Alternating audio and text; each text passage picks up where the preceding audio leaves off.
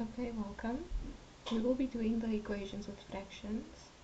But before we start there, I want to remind you that when we work with equations, right, the purpose is to solve the equations, right? So we need to know which value for x will satisfy a certain equation. In this case, 2 is the value that will work out and give us 4, okay? But you need to remember that when we talk about equations, the job that you need to do is to solve it. What is the answer? Right? So you need to answer the question, what is the answer that will make your equation work out? Okay? So we need to keep that in mind as we approach this example over here, which is saying that 2x minus 1 over 3 minus 3x plus 2 over 6 is equal to x over 2, and we need to figure out which value of x will satisfy this equation. Similar to the algebraic expressions, we need to find an LCD. Okay, we need to find the lowest common denominator and multiply by that. So our first term is to find the LCD. Okay, then our second term is to multiply each term by the LCD. Okay, so we find our LCD and then we multiply the purple term, the blue term, and the pink term by that LCD. If we look at our denominators, we have 3, 6, and 2. So our LCD in this case is going to be 6, because 2 can be divided into 6, 6 can be divided into 6, and 3 can also be divided into 6.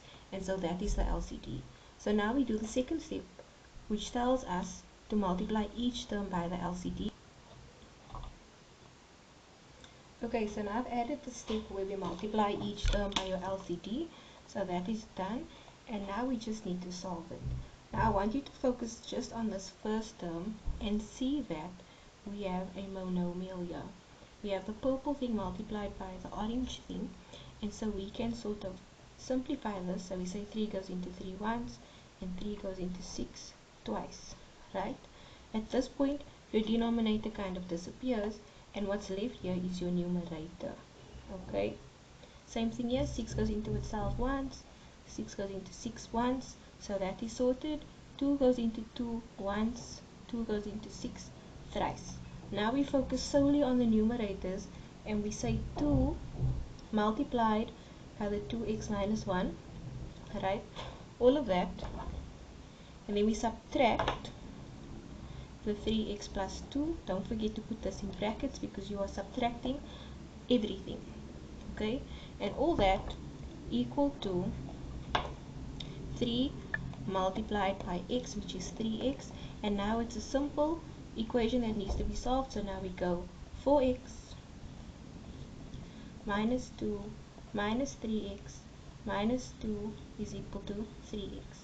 Okay, we go ahead and we see that 4 minus 3x is x, minus 2 is negative 4, equal to 3x, right? And we try to get variables on the left, constants on the right, so this becomes x minus 3x equal to 4, and so therefore negative 2x is equal to 4, which means x equals negative 2.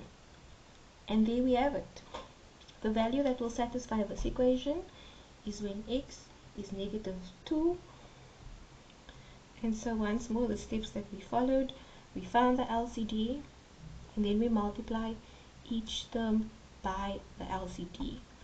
You need to note that we take the LCD over 1, because the point is to cancel the denominators, because we don't want that, because we can't solve an equation unless it's flat like this.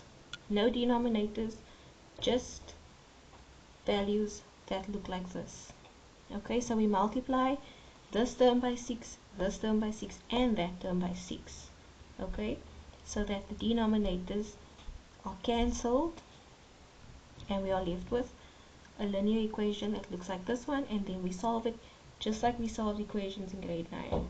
Okay, if you want to be dead certain that your answer is correct, you would substitute this value here and there, see what that gives you, and make sure that this answer is the same as when you put minus 2 over 2. If the left hand side gives you the same value as the right hand side, then it means your answers are correct. Okay, thank you for watching, and I'll post example 2